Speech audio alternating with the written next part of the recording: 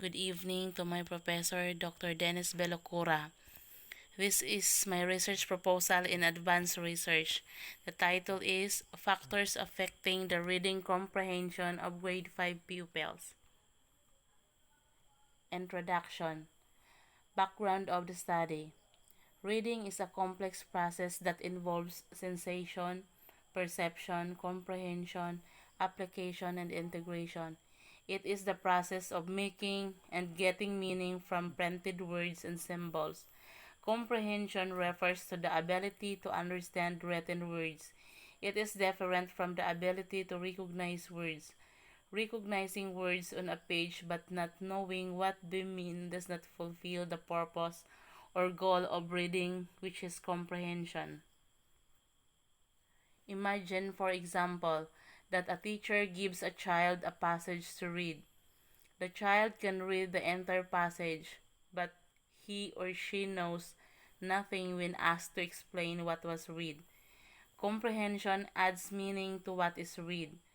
Reading comprehension occurs when words on a page aren't just mere words but thoughts and ideas. Comprehension makes reading enjoyable, fun, and informational. It is needed to succeed in school, work, and life in general. Comprehension is the ultimate outcome of having read. It is the most important ongoing activity of reading. These statements show bearing to the study insofar as the ultimate objective of the developed reading primer is towards the development of reading comprehension by integrating the other reading skills to ensure permanency in learning. Reading and reading comprehension are interrelated skills. In order for students to be able to comprehend what they are reading, they have to develop comprehension skills in reading.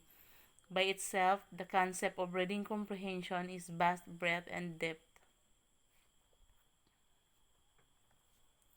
Statement of the problem.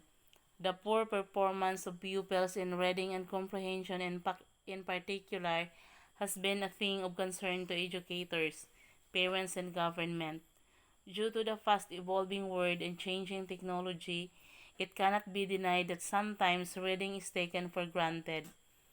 Former Deputy Secretary Abad deplored the poor performance of pupils' assessment tests and said that the low scores in English, mathematics, and science can be attributed to pupils' lack of ability in basic reading and comprehension.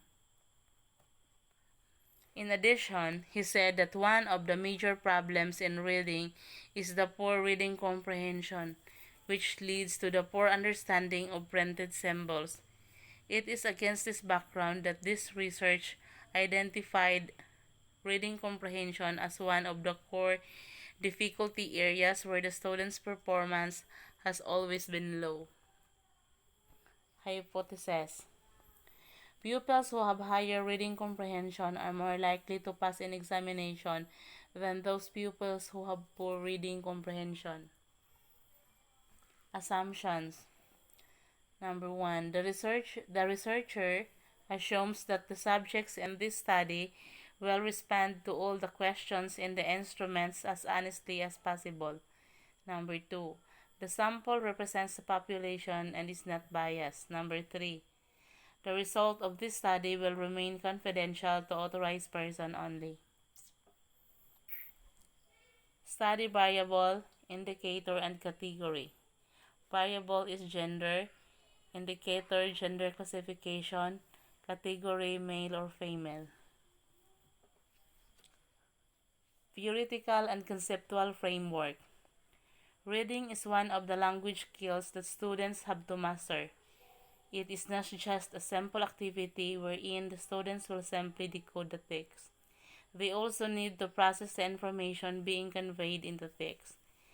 It also entails comprehension in order to say that one can read. Among the language skills, reading is said to be the most crucial skill to develop because this is beneficial to the life of the students. It is a prerequisite to many activities and functions in society, and one can be left behind if she or he or she cannot read. Reading also improves the abilities of students when it comes to other skills such as writing, which also comes with vocabulary knowledge and spelling. Bilbao in 2016 stated in their study that reading comprehension is one of the reading competences that every student has to develop. However, there are still students who are below the proficiency level of reading comprehension, despite the reading instructions and strategies provided by the teachers for the improvement of students' reading comprehension. DepEd mentioned before that the problem is not literacy, but rather reading comprehension. Education Secretary Leonor Briones in 2019 said that children can actually read but cannot understand what they are reading. And that is the true problem that the educational system is facing with regards to reading. Without reading comprehension skill, students can be left behind and it can jeopardize the future careers of the student because, as mentioned above, reading is one of the prerequisites in our society. According to Paridit in 2008, realizing how crucial reading is for our students, we can see the great importance of developing the reading ability. To achieve it, we should have our reading lessons by implementing the best method and techniques provided by theorists. This article aims to describe principal theories of reading and examine some tips and guidelines for implementing a theory of reading which will help us develop our learners' abilities. Schematic diagram. First is introduction, literature review. Next is hypothesis of the work, the experimental investigation, results and discussion, and conclusion. Scope of the study. This study will primarily focus on assessing the factors affecting the reading comprehension of grade 5 pupils. The researcher aims to identify the causes leading to poor reading comprehension of the grade 5 pupils in order to address the problem and help those students who have reading comprehension problems. This study will be conducted within the grade 5 classes. Significance of the study. The importance of the study stems from the absolute benefit it will bring to pupils, teachers, and administrators who are all concerned with the pupils' achievement and academic progress to help make them more competitive and increase their comprehension and better academic performance in the long run. Definition of terms. Factors are the variables that researchers control during an experiment in order to determine their effect on the response variable.